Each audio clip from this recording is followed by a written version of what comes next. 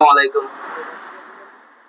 সচেতন গ্রাহক ফোরাম কর্তৃক আজকের এই মানববন্ধনে উপস্থিত গ্রাহক বৃন্দ, আসসালামু আলাইকুম। আমি একজন গ্রাহক হিসাবে যেটা বলবো, আমি আজকে না ইসলামী ব্যাংকের গ্রাহক 2005 সাল থেকে। ইসলামী ব্যাংক বাংলাদেশের অর্থনীতির অর্ধেক নিয়ন্ত্রণ করে। ইসলামী ব্যাংক ডুবলে সরকার ডুববে না, বাংলাদেশটাও ডুববে। এবং ইসলামী ব্যাংকে ডুবানোর পরিকল্পনা হচ্ছে ফেসিবাদীদের একটা মাস্টার প্ল্যানের অংশ। আমাদের প্রতিবেশী ভারতের একটা মাস্টার প্ল্যান। এই দেশটাকে যেহেতু ডাইরেক্টলি কন্ট্রোল বন্ধ হয়ে গেছে, অর্থনীতিটাকে কন্ট্রোল করে দেশটাকে শেষ করে দেওয়া। তাই আমি বলবো যে ইসলামী ব্যাংকে রক্ষা করার জন্য 5ই আগস্টের চেয়ে আরো বেশি বড় ভূমিকা রাখতে হবে গ্রাহকদেরকে। কারণ ইসলামী ব্যাংক বাঁচলে বাংলাদেশ বাঁচবে। আর ইসলামী ব্যাংকে ধ্বংস করার পিছনে যে পরিকল্পনা করতেছে, এটা তারা নিজেরাও বুঝতেছে না যে নিজের ফাঁদে নিজেরাই পা দিয়ে দিছে। প্রথমত গভর্নর নিয়োগটা হচ্ছে ভুল।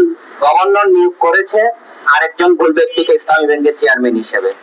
আর এই ভুলের ধারাবাহিকতার জন্য আগের অন্তর্বর্তী সরকারও দায়ী। তারা কিন্তু 5ই আগস্টের পরে এক্সিম ব্যাংকে অরিজিনাল মালিককে চেয়ারম্যান বানাইছে, ন্যাশনাল ব্যাংকে আব্দুল আওয়াল মিন্টু অরিজিনাল মালিককে চেয়ারম্যান বানাইছে, ইসলামী ব্যাংকে কিন্তু অরিজিনাল মালিককে চেয়ারম্যান বানাই নাই। এই অন্তর্বর্তী সরকারের একটা শুভঙ্করের ফাঁকি থাকার কারণে সেই পুরো ফাঁকিটাকে কাজে লাগিয়ে বর্তমান সরকারও একই রাস্তায় হাঁটতে চাচ্ছে। কিন্তু তারা ভুলে যাচ্ছে 5ই আগস্টের আগের বাংলাদেশের মানুষ আর বর্তমান বাংলাদেশের মানুষ এক না।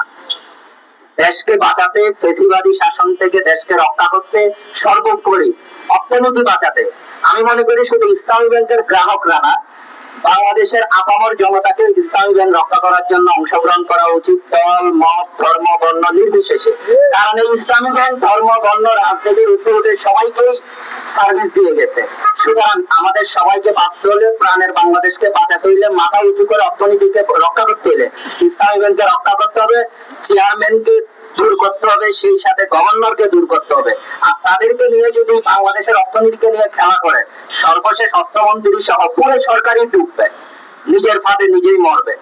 এখন তাদেরই সিদ্ধান্ত নেওয়ার সময়। তারা কি এখনই কি তাদের ভুল সিদ্ধান্তটা প্রত্যাহার করে পূর্বের এমডি ওমর ফারুক স্যারকে তার শপথে বহাল করে ইসলামী ব্যাংকে আবার যে ধীরে ধীরে যে সুস্থ পরিবেশের দিকে আগাচ্ছে এবং বাংলাদেশকে সার্ভিস দিয়ে যাচ্ছে সেটা বজায় রাখবে, নাকি ইসলামী ব্যাংকে ধ্বংস করে নিজেরও ধ্বংস হবে?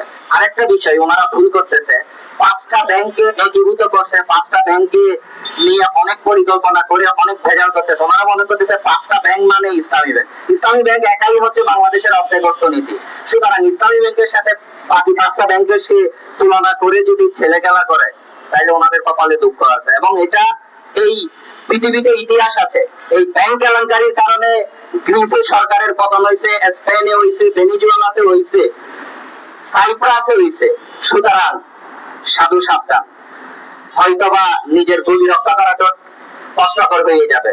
আমি বলবো নিজেদের ইজ্জত সম্মান রক্ষার্থে এবং দেশ রক্ষার্থে, অর্থনীতি রক্ষার্থে তাড়াতাড়ি আমাদের ওমর ফারুক স্যারকে এমডি হিসেবে পুনঃনিয়োগ করা এবং প্রকৃত ইসলামী ব্যাংকের উদ্যোক্তাদের মধ্য থেকে চেয়ারম্যান নিয়োগ দেওয়া।